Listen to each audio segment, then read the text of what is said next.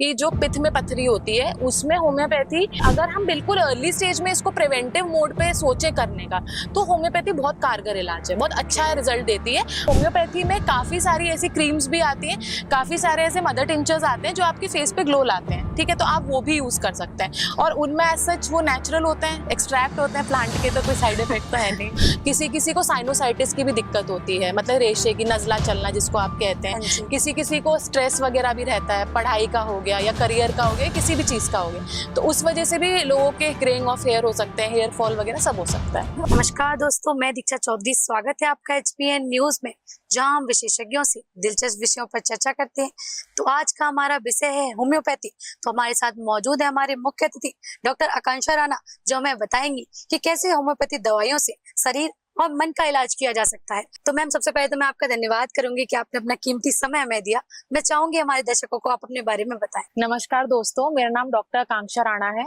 मैं पिछले 9 सालों से होम्योपैथी प्रैक्टिस कर रही हूँ और मेरा खुद का क्लिनिक है वसुंधरा गाजियाबाद में, जिसको 2 से 3 साल हो गए हैं।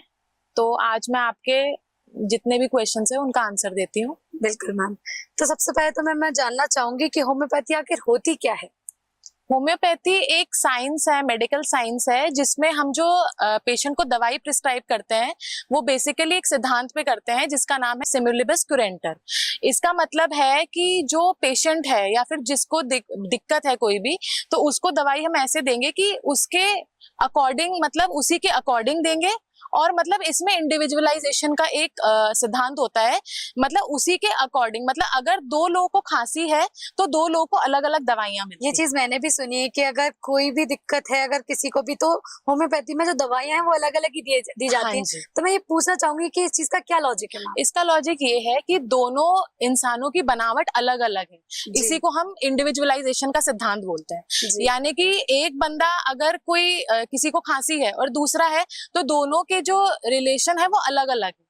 करेक्ट, तो इसीलिए आप उसी हिसाब से दवाई देंगे, कोई लंबा है कोई छोटा है। लेकिन मैम, एलोपैथी में कैसा होता है, अगर बुखार है तो दोनों को पैरासीटामोल दी जाती है, लेकिन इस चीज में ये चीज है कि सबको अलग अलग दवाई इसीलिए दी जाती है क्योंकि हर बंदे की बनावट अलग अलग है। और खांसी का भी प्रकार अलग होता है, किसी को सूखी है, किसी को बलगम वाली है, किसी को कैसी है, किसी का कॉज अलग अलग है, तो उस हिसाब से हम दवाई इसमें देते हैं होम्योपैथी में।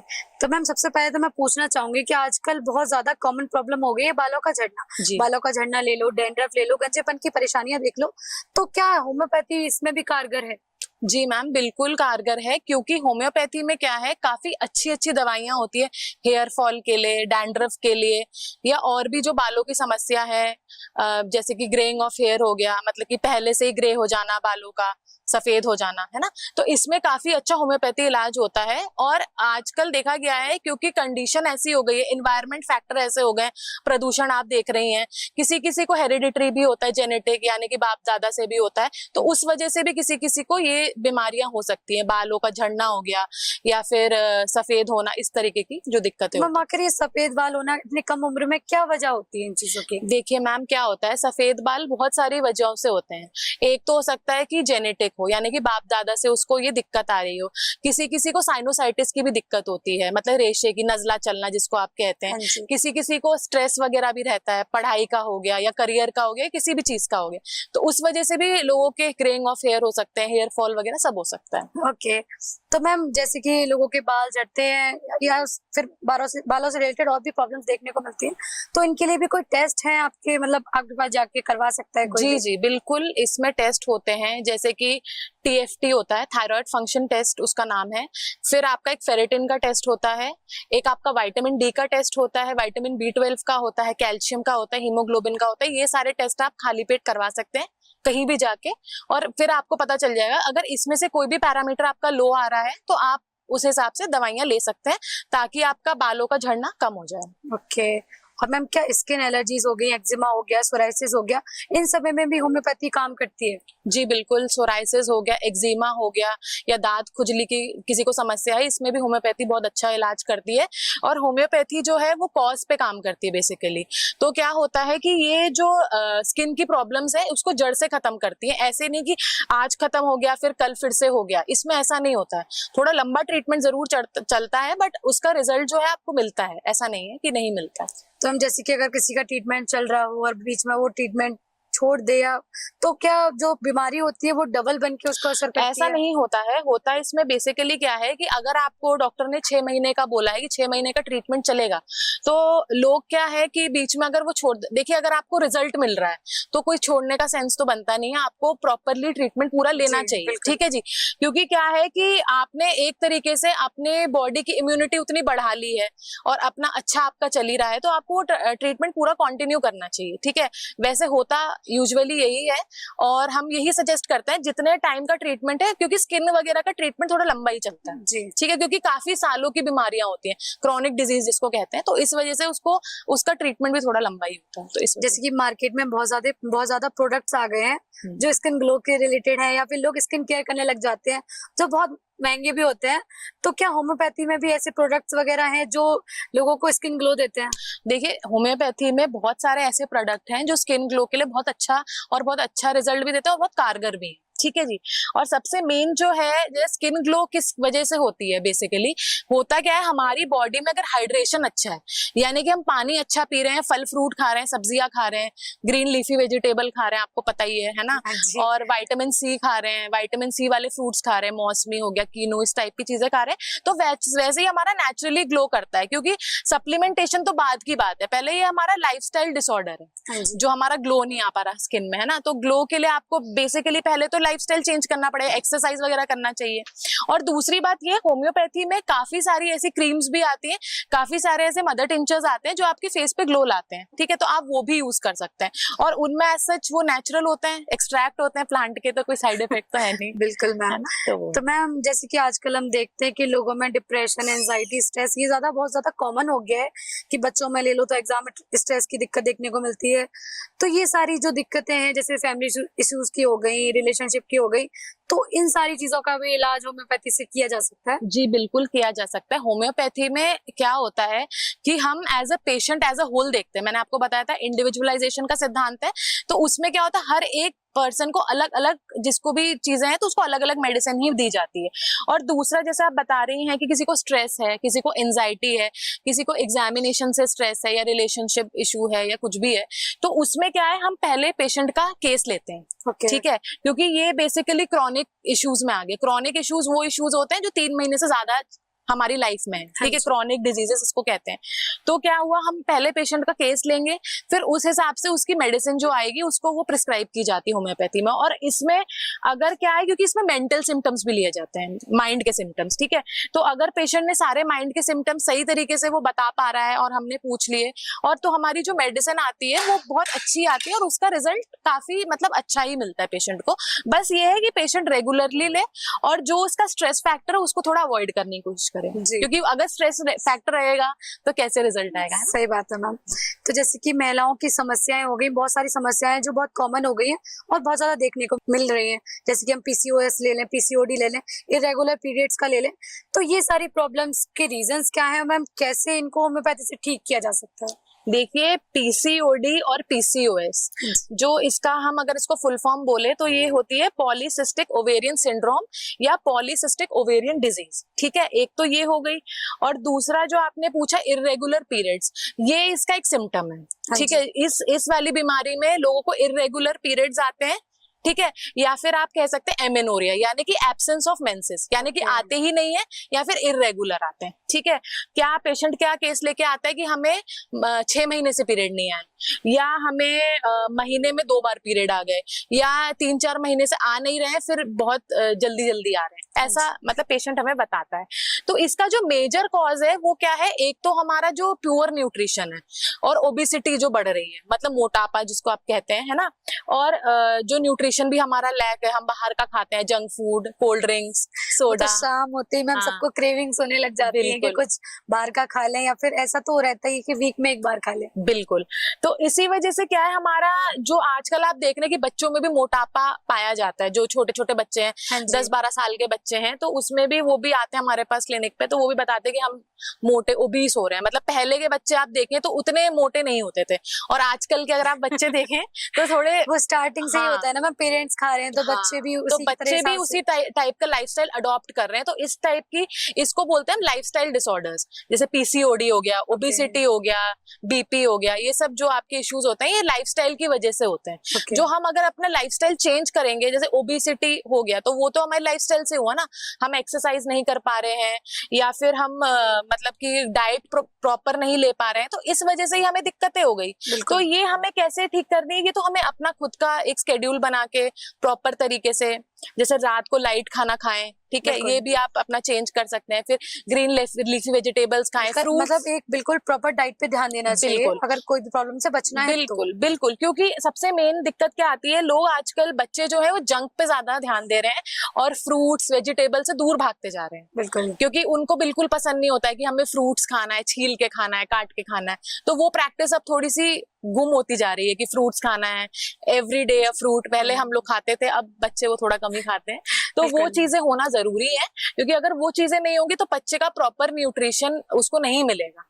तभी आप देखते हैं कि बच्चे छोटे सी उम्र में उसको सारी डेफिशिएंसी आप देखते हैं, विटामिन B12 हो गया, विटामिन D हो गया, कैल्शियम हो गया, इन सब चीजों की डेफिशिएंसी बहुत छोटे से रहती है। और जब आपका फाउंडेशन ही सही नहीं होगा तो बिल्डिंग कैसे खड़ी होगी? सही बात है मैम।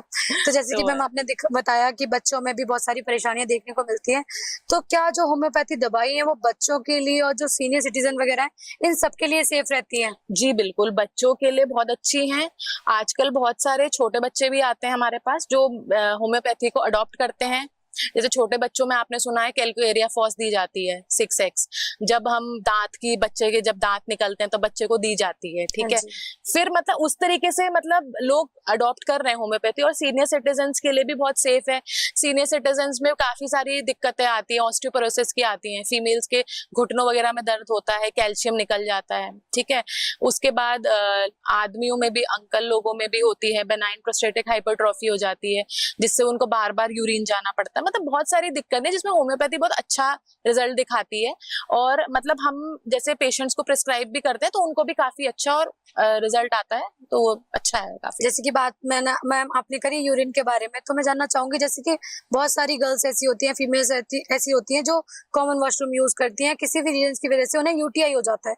तो जैसे बार बार यूटीआई होना या फिर और भी दिक्कतों का होना, तो ये भी होम्योपैथी से ठीक किया जा सकता है? जी बिल्कुल, अगर आपका कॉमन वॉशरूम है तो सबसे अच्छा तो ये है कि आप लोग डिसइंफेक्टेंट उसमें यूज करें। आजकल स्प्रेज आते हैं, ठीक है, तो वो हम यूज कर सकते हैं। और प्रॉपर सैनिटाइजेशन होना चाहिए वॉशरूम में, जो हम सबको एडवाइस भी करते हैं। कोविड के बाद तो बहुत जरूरी हो गया है ना, तो वो बहुत जरूरी है। और दूसरा आप जो बात कर रही हैं कि जैसे बार बार यूटीआई होना, तो इसमें क्या हो सकता है पेशेंट को किडनी स्टोन्स की दिक्कत हो, ठीक है, या फिर एक्यूट या क्रॉनिक रीनल फेलियर की भी दिक्कत हो सकती है पेशेंट को। तो उसको अपना जो रीनल फंक्शन टेस्ट है RFT वो कराना चाहिए नियमित तौर पे, ठीक है। और मतलब जिसको दिक्कतें आ रही हैं, पेशाब में जलन या बार बार पेशाब जाना, तो उनको ये टेस्ट कराने चाहिए, बेसिक जो होते हैं। और दूसरा ये है कि जो आप बोल रही हैं कि मतलब हाइजीन सैनिटेशन का हमें प्रॉपर ध्यान रखना चाहिए। और होम्योपैथी में इसके लिए भी काफी सारी मेडिसिन आती है, अकॉर्डिंग टू द सिम्टम्स और अकॉर्डिंग टू द पेशेंट दी जाती है। तो मैम जैसे कि बार बार स्टोन्स का होना और भी दिक्कतों का होना, तो ये सारी चीजें कैसे ठीक की जा सकती है? और एक मैंने सुना है कि मैम गुर्दे की पथरी के बारे में, तो वो बिना ऑपरेशन के क्या होम्योपैथी में ठीक की जा सकती है? देखिए, जो बार बार स्टोन होना, जो अगर हम किडनी की बात करें तो किडनी में बार बार स्टोन ये होता है कि अगर कहीं पे हार्ड वाटर है, ठीक है, किसी का TDS हाई है, ये कुछ ऐसी समस्या है, या फिर किसी का प्रीडिस्पोजिशन भी होता है कि उसको बार बार स्टोन्स बनते हैं, या उसका जेनेटिक फैक्टर भी हो सकता है कि वहां पे मतलब उसकी फैमिली में स्टोन्स बनने की हिस्ट्री रही हो, तो इस वजह से उसको बार बार बनता है, ठीक है। तो इसमें जो अगर आप बात करें किडनी स्टोन्स की, तो इसमें होम्योपैथी बहुत अच्छा रिजल्ट देती है। काफी सारी मेडिसिन आती हैं इसमें, जैसे कि बर्बेरिस वलियरिस आती है, हाइड्रेंजी आती है, पेवाब्रेवा, बहुत सारी मेडिसिन होती है जो इस स्टोन में बहुत अच्छा रिजल्ट देती है। और जो बार बार स्टोन बनता है उस पे भी बहुत अच्छा रिजल्ट देती है। अब जब आपने बोला कि जो पित्त में पथरी होती है उसमें होम्योपैथी, अगर हम बिल्कुल अर्ली स्टेज में इसको प्रिवेंटिव मोड पे सोचे करने का, तो होम्योपैथी बहुत कारगर इलाज है, बहुत अच्छा रिजल्ट देती है। बट हाँ, अगर ये सोचे कि पेशेंट को बिल्कुल ऑपरेशन बता दिया है और हम सोचे कि जी अब आज हम ठीक हो जाएंगे, ऐसे नहीं होता है, ऐसा किसी भी मेडिसिन में नहीं होता है। तो आपको पहले से ही प्रिवेंटिव मेजर लेके चलना पड़ेगा। Okay. तो वो है, अगर आपको लग रहा है आपकी फैमिली में हिस्ट्री है, जैसे क्या होता है पित्त की पथरी की भी हिस्ट्री होती है किसी किसी की फैमिली में, तो उस हिसाब से आपको अपना लाइफस्टाइल चेंज करना पड़ेगा, क्योंकि ये सारे लाइफस्टाइल डिसऑर्डर्स हैं, तो आपको लाइफस्टाइल चेंज करना पड़ेगा, हेल्दी फूड खाना। बिल्कुल मैम। तो मैम जैसे कि बहुत लोगों का मानना है जो होम्योपैथी इलाज है बहुत धीमा प्रोसेस है, बहुत मतलब कम देर में असर करता है, तो क्या ये रियलिटी है या एक मिथ है सिर्फ? देखिए होता क्या है, होम्योपैथी जो होता है इसमें आप ये नहीं कह सकते कि बहुत धीरे से इलाज करता है, क्योंकि क्या होता है कि आपने मेडिसिन कौन सी प्रिस्क्राइब की है, ठीक है। अब मैंने जैसे आपको बताया कि बिल्कुल सिमिलर मेडिसिन होती है अकॉर्डिंग टू द पेशेंट। अगर हम वो ढूंढ के पेशेंट को देखते हैं तो बहुत अच्छा और बहुत जल्दी भी इफेक्ट देती है, मतलब डिपेंड करता है कि आपको डॉक्टर ने क्या प्रिस्क्राइब किया है और आप उसको किस तरीके से ले रहे हैं। कभी कभी होता क्या है कि होम्योपैथी की जो आपको शीशी मिलती है उसको हमेशा यूजुअली हम बोलते हैं ढक्कन में लेके खाना है, ठीक है। अब आप उसको हाथ से लेके खा रहे हैं तो आपको रिजल्ट कैसे मिलेगा? तो लोग ऐसा भी होता है कि हाथ से लेके खा लो तो दवाई असर नहीं करेगी? हाँ, क्योंकि वो ग्लोब्यूल्स हैं, उसके अंदर मेडिसिन डाली हुई है। अगर आपने वो ग्लोब्यूल्स को हाथ में लेके खाओगे तो मेडिसिन तो सारी इवेपोरेट हो गई ना, खराब हो गई, तो इसीलिए डॉक्टर बोलते हैं कि ढक्कन में लेके खानी है। तो लोगों को ये भी थोड़ा डाउट रहता है कि इसको खानी कैसे है, और अगर आप उस तरीके से नहीं खाओगे तो आपको रिजल्ट मिलेगा कहाँ से, क्योंकि जो ग्लोब्यूल्स है वो व्हीकल है, और जो मेडिसिन आपने डाली है व्हीकल पे डाली है, व्हीकल को आप हाथ में लेके खाओगे तो वो रिजल्ट थोड़ी देगी ग्लोब्यूल्स। तो वही है थोड़ा सा। मैम आजकल जैसे लोगों में देखने को मिल रही है, मुहासे हो गए, झुर्रियां हो गई, पिगमेंटेशंस हो गई, ये बहुत सारी दिक्कत हो गई जो कॉमन हो गई है सभी एज ग्रुप के लिए, तो इसके लिए मैम क्या कर सकते हैं? देखिए होता क्या है कि मुहासे और ये सब जो दिक्कतें आती हैं, पहले तो एक तो आती थी प्यूबर्टी में, जो बच्चा जवान होता है तब उसमें दिक्कतें आती है हार्मोनल चेंजेस की वजह से, ठीक है, ये तो आप सबको पता ही है। और अब जो आप बात करिए झुर्रियों की, एंटी एजिंग की और पिगमेंटेशन की, इन सब की, तो इनमें भी होम्योपैथी काफी कारगर इलाज करता है, बट वो अंदर से करता है, करेक्ट। अब हमें बाहर से भी कुछ करना है। अब बाहर से हम क्या करेंगे, बाहर से हम लोग उनको हाइड्रा फेशियल एडवाइस करते हैं। हाइड्रा फेशियल हो गया, कोरियन ग्लास फेशियल्स हो गया, ऐसे बहुत सारे फेशियल्स आते हैं जो आपको बाहर से स्किन क्लीन करेंगे, क्योंकि अगर बाहर से क्लीन नहीं होगी तो अंदर से कैसे ग्लो करेगा, है ना। और अंदर से भी मेडिसिन दी जाती है, जैसे पिंपल्स की अलग आती है, हाइपर पिगमेंट वजह क्या है उसकी, तो वो वजह को सॉल्व करना जरूरी है और बाहर की स्किन को भी क्लीन करना जरूरी है। बिल्कुल मैम। तो मैम आखिरी में जानना चाहूंगी कि आप हमारे दर्शकों को क्या मैसेज देना चाहेंगी कि वो अपने डेली रूटीन में क्या क्या चीज को ऐड करें जिससे कि बहुत सारी परेशानियों को वो दूर भगा सकते हैं? देखिए दर्शकों को मेरा यही संदेश है कि एक तो प्रॉपर आप एक्सरसाइज करिए। एक्सरसाइज लाइफ में बहुत जरूरी होता है। कम से कम हफ्ते में 4 से 5 बार आपको कम से कम 1 घंटा एक्सरसाइज जरूर करना चाहिए। आप कुछ भी कर सकते हैं, जिम जा सकते हैं, रनिंग कर सकते हैं, वॉकिंग कर सकते हैं, कुछ भी कर सकते हैं। और दूसरा क्या है, एक बैलेंस डाइट का होना बहुत जरूरी है। मतलब प्रोटीन जरूरी है डाइट में, कार्बोहाइड्रेट भी थोड़ा बहुत जरूरी है, फिर विटामिन मिनरल्स सब कुछ जरूरी है, फैट्स भी जरूरी है, healthy fats are also very important, तो ये सब बहुत जरूरी है। फिर ग्रीन लीफी वेजिटेबल खाएं, जंक फूड से थोड़ा दूर रहें, क्योंकि आजकल बच्चों में देखा गया है कि जंक फूड का ज्यादा क्रेज है। बिल्कुल मैम। मोमोज हो गए, चाउमीन हो गया, ये बच्चे ज्यादा पसंद करते जबकि हैं। ये चीजें हेल्थ पे बहुत ज्यादा इफेक्ट करती हैं। फिर पानी नियमित तौर से लें, कम से कम 2 से 4 लीटर हमें लेना चाहिए, तो ये सब बहुत जरूरी है। ये हमें जो पहले सिखाई गई चीजें हैं वो जरूरी है हमारी लाइफ में। आजकल बच्चे सोचते हैं ये जरूरी नहीं है। एक लाइफस्टाइल होना बहुत जरूरी है। अब आप सोच रहे हो कि 10-10 घंटे 12-12 घंटे सोएं, तो 6 से 7 घंटे की नींद बहुत होती है, तो वो बहुत जरूरी है। अपना स्केड्यूल बनाना जरूरी है हर चीज का, जी वो मैम। बहुत जरूरी तो thank you so much ma'am, आप हमारे स्टूडियो आए और आपने Thank इतना अच्छे से लोगों को अवेयर किया कि कैसे आप इन चीजों को यूज करके है। अपनी बड़ी से बड़ी परेशानियों को दूर कर सकते हैं। Thank you so much ma'am. Videos देखने के लिए सब्सक्राइब करें HBN न्यूज़, बेल आइकन दबाकर लेटेस्ट नोटिफिकेशन पाएं।